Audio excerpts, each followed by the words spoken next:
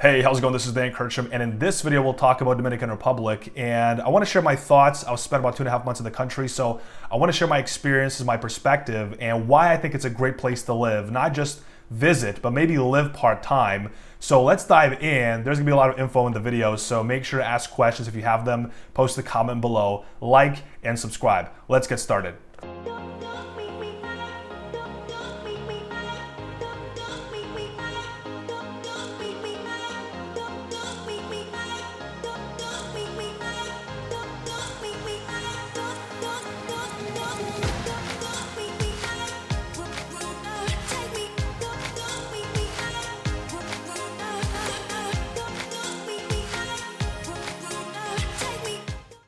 Hey, how you doing? Dan Kirchhoff here in Punta Cana, okay? I want to show you probably the perfect place for a vacation or maybe even to live part-time, because this place is absolutely amazing. Our room has a jacuzzi and a view of the ocean. I'm going to show you that in a second. Come here, check it out, but first watch the video and tell me what you think and where do you want to go next.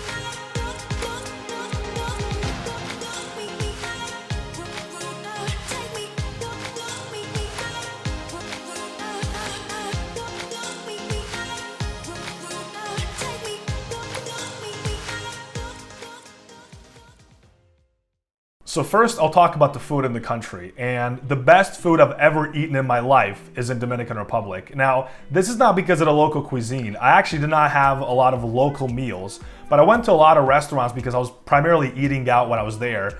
And I will tell you that the prices are much higher than you're thinking right now, because you probably Google what the average price is.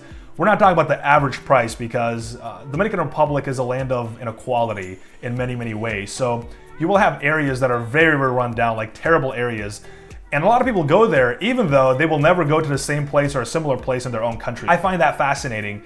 So it's a land of inequality. So when I landed, at the airport in Las Americas, when I was basically driving to Piantini, which is in the western part of the city, when I was driving, I was very shocked by just the level of poverty they have.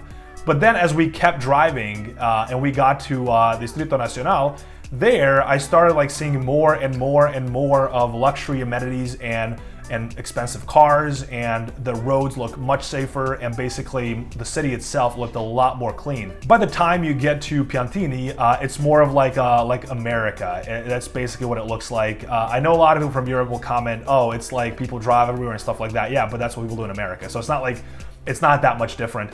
You have a lot of amenities and buildings. So we'll talk about the amenities later, but let's talk about food. My favorite place in Dominican Republic is SPG. I'm not being paid for this, okay?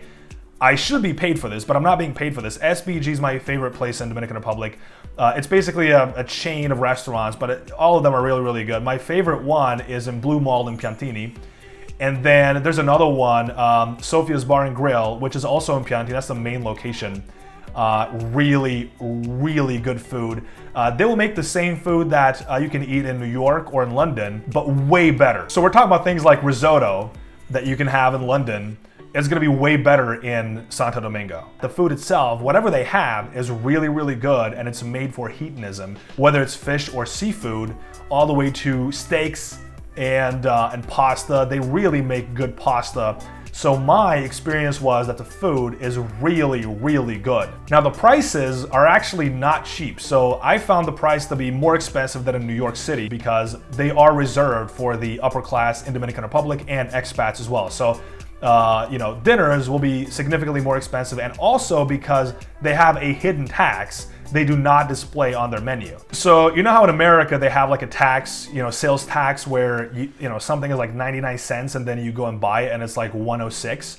I consider that to be highly unethical, but that's the way it works in America. In Europe, the tax is always included in the advertised price, especially at grocery stores or restaurants. So you're not going to face that 25% tax after you go and pay. In Dominican Republic, it's much higher than the sales tax in America, but they're not going to show it to you. So expect to pay a lot more than what it says on the menu there. And the meals are going to be way more expensive in Dominican Republic than in other places that I've been to, whether it's Europe or America.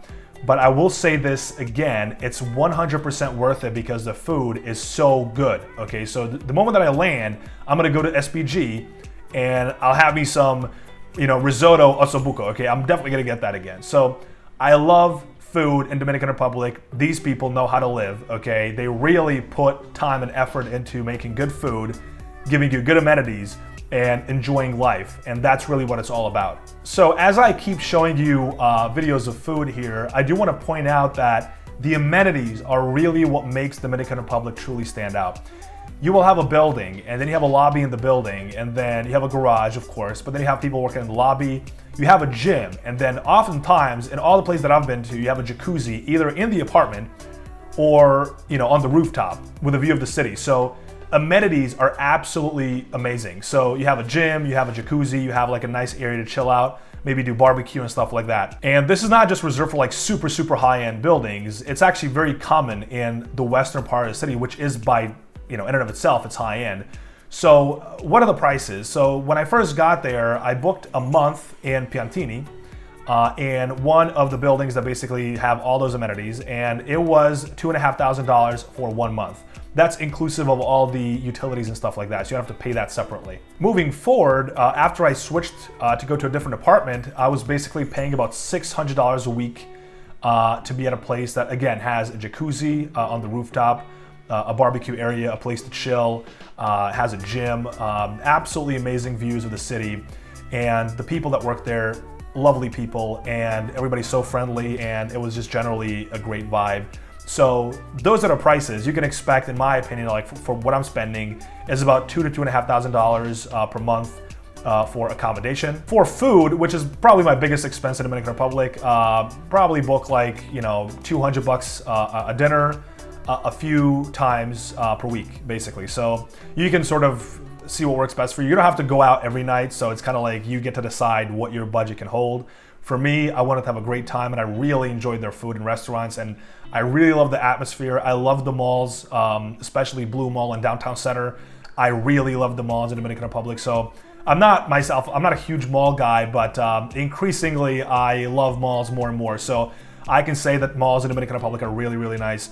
And of course, they have a lot of flashy cars that people like to show off, and I love that aspect of the country, actually. So if that's something you like, you like to see like Porsches and stuff like that, I personally love that, and I do think in certain cases, your best bet is actually to drive, and this is very counterintuitive because a lot of people will tell you not to drive, but in Punta Cana, I would consider the roads to be very, very safe and clean, and probably the best place to drive a Porsche Carrera in the world would be in Punta Cana. I really, really loved the roads there, and the scenery was beautiful as well. Now, the country is objectively very poor, so I'm not doubting that, but it is growing rapidly. The economy is booming, so if you want to invest, it's a great place to invest. And secondly, as I said, in the country itself, there are a lot of people that live in high-end apartments, and it's very commonplace because, again, the country is unequal, and it's a big problem in the country, and that's something that is going to get resolved over time. But for the time being, if you have a lot of money, you can have a great time in Dominican Republic, probably a better time than in any place in America, including like Florida and Miami and stuff like that.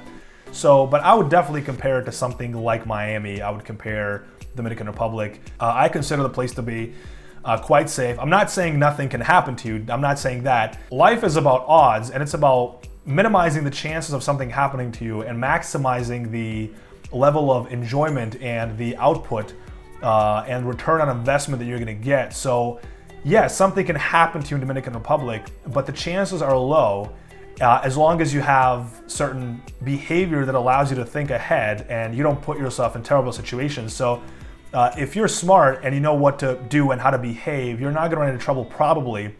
But again, if you're coming from America, don't kid yourself, okay? Your country has about 6 murders per 100,000 people.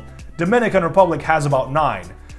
That's not that far off. If you're coming from Croatia, which has like 0.65, and you're coming to America, that's a much bigger step to take than coming from America to Dominican Republic. So don't kid yourself, okay? America is unsafe, quote unquote, compared to other countries. Now, again, as I said, like, it's not unsafe to like, oh, don't live there, but it's unsafe compared to like, you know, Germany. It's certainly unsafe compared to Switzerland and Croatia. It's definitely unsafe. So if you're coming from America to Dominican Republic, don't do what you're not doing at home. Don't be in Great Neck, or don't be in you know, Princeton, New Jersey, and then go down to Dominican Republic and be like, oh yeah, I'll stay in a ghetto. That's not a smart idea, okay? Do not try to save money on accommodation. I highly recommend against doing that, okay? Get a good building in a good area of the city with a lot of amenities and a lot of good reviews, okay? That's what I recommend to you. Now, I'm sure if I go walking around in a bad area with my phone out, I'm probably gonna get robbed. But that's a separate topic. As I said, don't do stupid shit and you're probably going to be fine.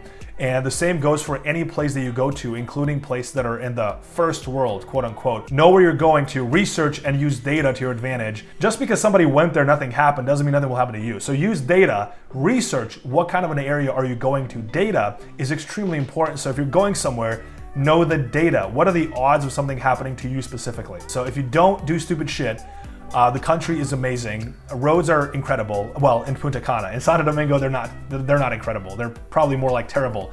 However, in the western part, as I said, it's a land of inequality. Roads are much better in the western part of the city.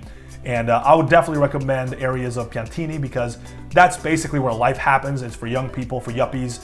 And there's a lot of amenities, a lot of restaurants, a lot of malls, a lot of life going around, a lot of noise, which I typically really like. So there's a lot of good stuff happening in Piantini. Other good areas are going to be Naco, Bella Vista, which is going to be more close, well, more Western. And then you have a place where usually expats don't go because it's more like residential for people that live there, Los Cacicascos.